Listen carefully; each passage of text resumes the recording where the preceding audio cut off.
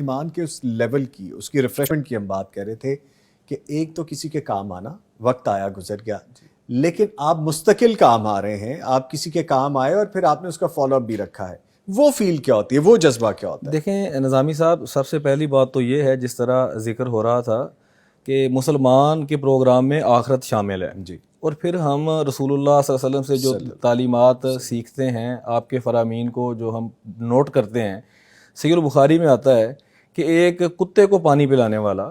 اب دیکھیں فقط غفر اللہ علیہ، وہ لفظ آتے ہیں حدیث کے کہ اس نے کیا دیکھا کہ ایک جانور ہے، دیکھو انسانوں پہ نیکی کرنا تو بہت بڑی بات ہے، انسانیت کے لیے کام آنا، ایک جو جانور ہے اس کو جب دیکھا کہ وہ تڑپ رہا ہے پیاس کی شدت سے، اور یوں اس کی پوزیشن تھی کہ ایک کنویں کے باہر وہ جو زمین گیلی تھی، جیسے کسی قافلے نے پانی نکال لیا ہو اپنی ضرورت کے لیے اور وہ جگہ گیلی ہو جاتی ہے، وہ اپنی زبان کو گرمی اور تپش کی شدت سے باہر نکال کر اس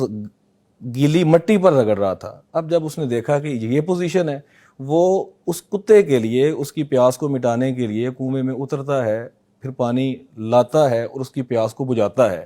اب یہ عمل اللہ تعالیٰ کو اتنا پسند آتا ہے کہ اس کو معاف کر دیا جاتا ہے۔ تو ایک مسلمان کے پروگرام میں جب آخرت ہے، پھر وہ یہ تمام امور کو کنیکٹ کر دیتا ہے اپنی آخرت سے کہ اگر میں کوئی کام کر رہا ہوں تو میری نیت یہ ہے۔ دیکھیں ہم کوئی بھی کام کرتے ہیں تو اس کے لیے ہمارا جو عقیدہ ہے وہ بنیادی طور پر یہی ہونا چاہیے کہ اللہ ہم سے خوش ہو جائے، بے شک ہماری یہ ٹوٹی پھوٹی ایفرٹ اللہ اس کو اپنی بارگاہ میں قبول کر لے۔ اور ویسے بھی ہمیں جو وحی کی تعلیم ہے وہ یہی بیان کرتی ہے، وَيُطْعِمُونَ الطَّعَامَ عَلَىٰ حُبِّهِ مِسْكِينًا وَيَتِيمًا وَأَسِيرًا إِنَّمَا نُطْعِمُكُمْ لِوَجْهِ اللَّهِ لَا نُرِيدُ مِنكُمْ جَزَاءً وَلَا شُكُورًا۔ دیکھیں ہمیں یہ بتایا گیا ہے کھانا کھلانا اب کتنی بڑی نیکی ہے۔ ہم اپنے اس آل احسان ویلفیئر فاؤنڈیشن کے پروگرام کے تحت الحمدللہ ہمارے اب بھی رمضان میں افطار دسترخوان لگ رہے ہیں۔ آپ نظامی صاحب آپ جانتے ہیں کہ وہ غریب طبقے کی چیخیں نکل گئی ہیں، جو اب معاشی ملکی صورتحال ہے، دو وقت کی روٹی کے لیے مشکل ہو، بڑا مشکل ہو گیا۔ یہ یقین جانیں جو اشیاء خورد و نوش کے ریٹس ہیں وہ اب آسمان سے باتیں کرنے لگے ہیں۔ ایک بندہ جو بیچارہ 20,000 تنخواہ لے رہا ہے، اب آپ دیکھیں جو مزارے ہیں بیچارے ذمہ داروں کے پاس کام کرتے ہیں، اسی طرح میں تو حیران ہوں، آپ دیکھیں جو کار ڈرائیورز ہیں، آپ ان کی تنخواہ کو نوٹ کر لیں، اگر ان کے گھر رینٹ پہ ہوں تو وہ کس طرح سے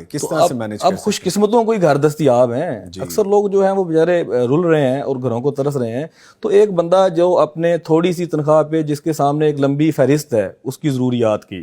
اب وہ اس کو کس انداز سے لیتا ہے؟ تو ہم الحمدللہ آل احسان ویلفیئر فاؤنڈیشن کے تحت آج بھی جب میں آپ سے بات کر رہا ہوں، الحمدللہ ہمارے افطار پروگرام جو ہیں وہ مختلف شہروں میں جاری ہیں۔ اسی طرح جب کوئی آفت آ جاتی ہے تو سب سے پہلے میں نے جیسے آپ سے ذکر کیا تھا کہ ایک تیار کھانے کی بنیادی طور پہ ضرورت ہوتی ہے، وہ پرووائڈ کرتے ہیں۔ تو کھانا کھلانا ایک بڑی نیکی ہے، جیسا کہ رسول اللہ صلی اللہ علیہ وسلم نے سوال کیا صحابہ کی مجلس میں، آپ نے یہ پوچھا من اطعم منکم اليوم مسکینا، کہ آپ میں سے وہ کون ہے جس نے آج کسی بھوکے کو کھانا کھلایا ہو؟ تو یہ کھانا کھلانا نیکی ہے۔ اسی طرح قیدیوں کی دیکھ بھال کرنا، اب ہماری جیلوں میں بھی ایسی، جیسے وہ سر بات کر رہے تھے، اب یہ فقدان ہے جو سرکاری مشینری کو جہاں جہاں پر متحرک ہونا چاہیے تھا۔ ہم جتنے بھی شعبہ جات کو دیکھ لیں، ہم اگر جیلوں کے انتظام کو دیکھ لیں تو وہاں پر بھی رفاع عام کی بڑی ضرورت ہے۔ اگر اسی ٹاپک پہ گفتگو شروع کر دی تو پھر تو بڑا مشکل ہو جائے گا، ہماری ٹرانسمیشن بھی ختم ہو جائے گی۔ بالکل، وہ ایسے ہے کہ ایک مسلمان کے پروگرام میں اللہ تعالیٰ نے وہ پروگرام دے دیا ہے کہ آپ نے انما نطعمکم لوجہ اللہ، تو ہم پھر سکون کیسے محسوس نہ کریں؟